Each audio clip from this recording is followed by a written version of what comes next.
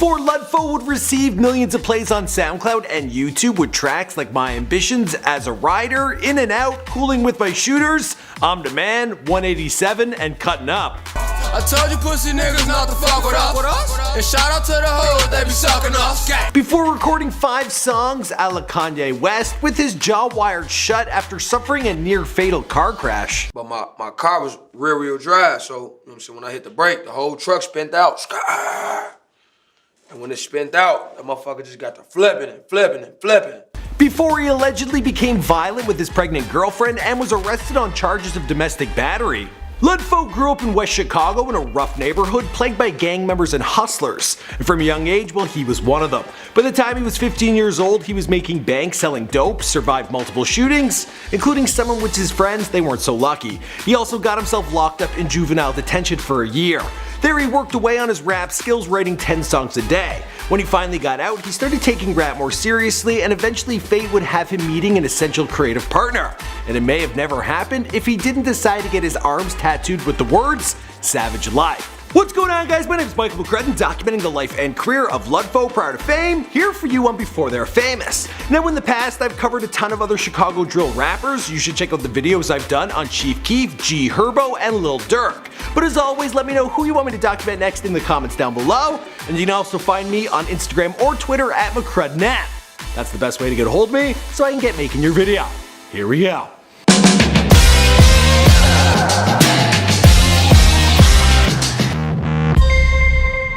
Lud Foe was born, according to famousbirthdays.com, on July 15th, 1996. He grew up on the west side of Chicago, raised by his mother in Section 8 housing. As for his father, he was less involved in Lud's upbringing. A young Lud Foe listened to Eazy-E, NWA, Project Pat, 3 6 Mafia, and Gucci Mane. All these artists would become musical influences for him, but his sound would be all his own. While he would don the name Lud Foe as a musical artist, the nickname started back when he was a kid. He was hustling on the streets from a young age, and people started to refer to him as Shorty Foe. The nickname would stick, and over time it would evolve into Lud Foe. According to his interview with DJ Vlad, who I love by the way, Lud Foe was just 14 years old the first time he was shot at. He was 15 the first time he lost a friend to street violence, and he can't even count how many people he's lost since. But as dangerous as the streets were, he says he's always been more afraid of police than he is of gangbangers. And he's got good reason for that. One time he was on a dirt bike where he got into a high-speed chase with a police car. After this, he claims he was the victim of police brutality. They beat him up and threw him in jail. Steady, I was going to jail every week.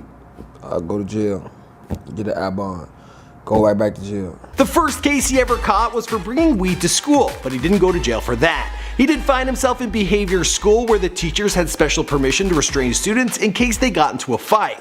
And Lud Foe, well, he got into plenty of those. The first time he spent time behind bars happened after he got into a fistfight in school with another kid. The teacher came to break it up, pulling Lud Foe back and allowing the other kids to get a few shots in at him. This angered Lud Foe, and he started to wail on the teacher as well.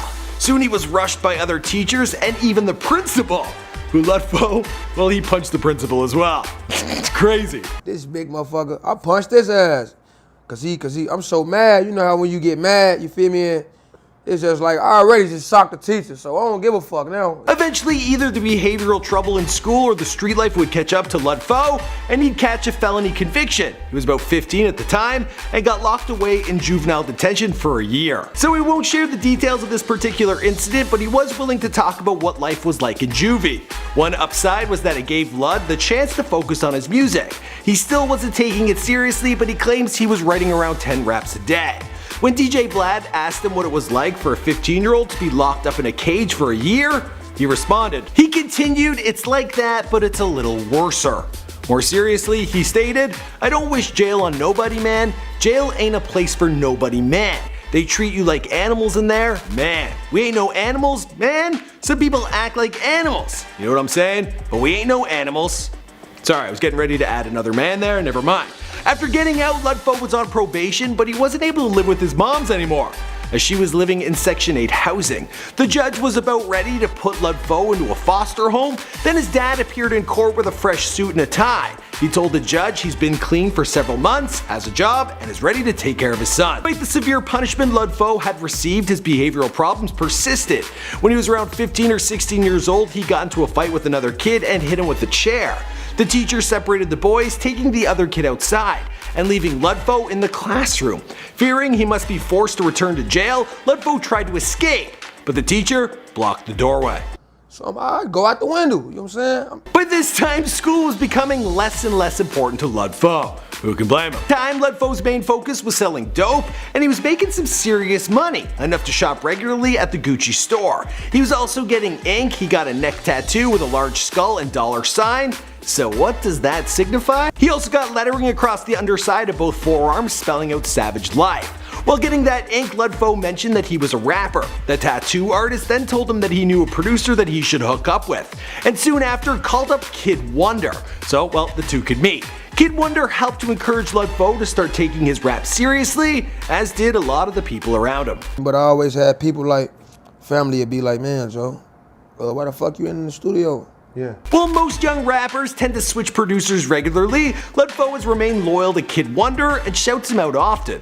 Although prior to their meeting, Lud Foe had put a song together with a producer called Bankroll, called 187. Got a new tune, put a red beam on that bitch. Never wife a bitch, I never bought a ring for a bitch. The music video was dropped back on March 22nd, 2015 on a YouTube channel called Viral Scope. His next would not come until January of 2016 when he dropped I'm the Man on Tracy Gardner's YouTube channel. I'ma turn up on the pussy, nigga said that I would make it. Bitch, I'm from the streets, they don't give me money, then I'ma take. He would then go on to drop 3 music videos with Elevator, including Cooling with My Shooters and Still. The first one he dropped with Elevator, though, was Cutting Up. This was also the first video to credit Kid Wonder in the title and would be a standout success for both artists. She said she like my swag, I be cutting up. He can't hang with us cause he ain't cutting up. The video started hitting big numbers, and when it got to 2 million, Lud Foe was pretty excited.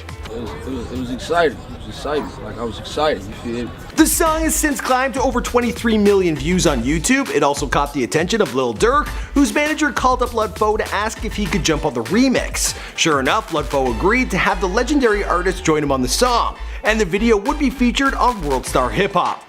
Any rapper want this action, let me know some. I let her suck the dick and I might expose or something. The track would be Lud Foe's second with World Star, as they had also released the video for Suicide, and with it amassed over 8.7 million views. Lud Foe would continue to drop new music videos with World Star. Throughout the summer of 2016, they re-uploaded his video for Still and released What's the Issue and Very Hard. On October 27th of that year, they would drop My Ambitions as a Rider, which ranked in over 14 million views. We could find his ass, he was hiding, so we took it out on his rap. Bitch, I'm fleet, like that manic band, that cheap shit you tack. New tracks would continue to roll out on World Star throughout 2017. B&B Rock would feature both Lil Durk and Lud Foe on his track 88, released on January 2nd.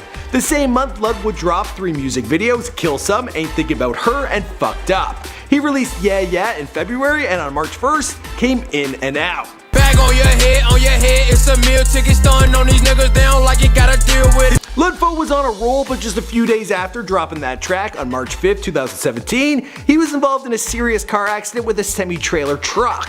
Lud Foe felt like the truck was trying to run him off the road and wouldn't let him pass. As soon as the two vehicles were right next to each other, the truck driver flipped Lud Foe the bird. He responded in kind and tried to drive off. The truck then turned into Lud Foe, who hit the brakes. Lud Foe wasn't wearing a seatbelt and ended up flying out his rear window. He lost consciousness and woke up midair before coming crashing down on the pavement. From his hospital bed, he put this message out to his followers.